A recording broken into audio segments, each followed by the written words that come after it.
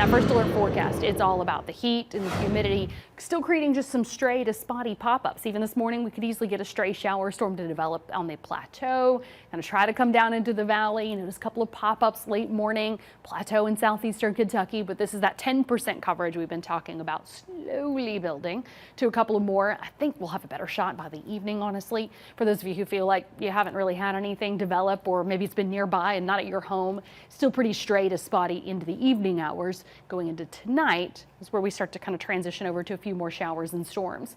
Notice spotty along the edge of the plateau around that 8 o'clock hour to the Tennessee-Kentucky line. So this is starting to flare up and actually try to drop down into more of East Tennessee.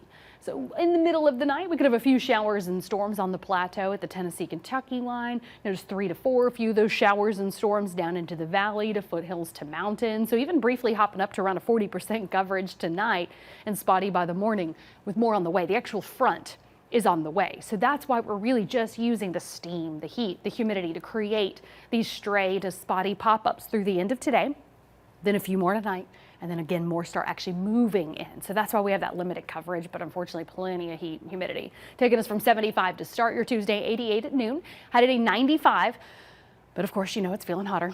Yeah, we're still very humid. Those dew points still around 70 degrees. So it feels like it's already in the upper 80s to low 90s at lunchtime.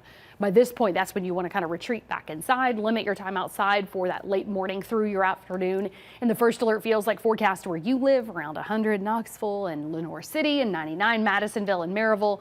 Extra water a must. We're talking a feels like of 94 Crossville, 96 Oneida and La Follette for your Tuesday afternoon. Easily feeling like even 98 Williamsburg to 97 Tazewell and Rutledge and 97 in Dandridge. Obviously a very hot one, a very steamy one for now. We're changing that up with our next cold front. So on Wednesdays when we'll have a couple of showers and storms in the morning, again, we've had a few overnight, kind of calm down here, start to stir things up as the front gets closer. In the afternoon, a few showers and storms start developing Wednesday. This will cut off our heating with more upper 80s to low 90s.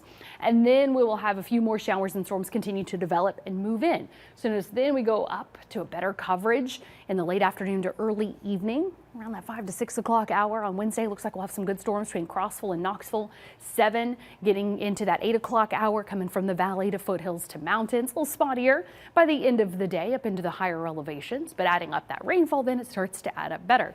Then we start to get a few more showers overnight. Again, that lull, kick up a few more showers and storms, fill in a few more of these gaps, but notice still not uniform.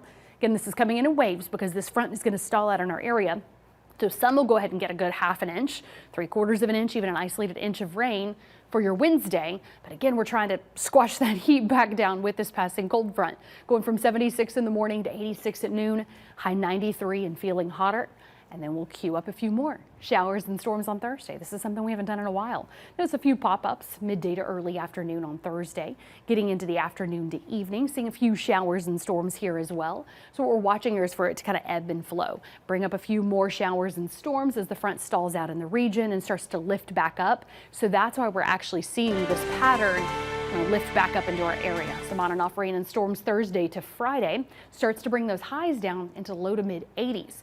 Then we'll keep it there as literally rain and storms pulse up at times. So it's not a washout, but it does, well, 1, cool us down, and 2, give us some much needed rain at times on into early next week as well.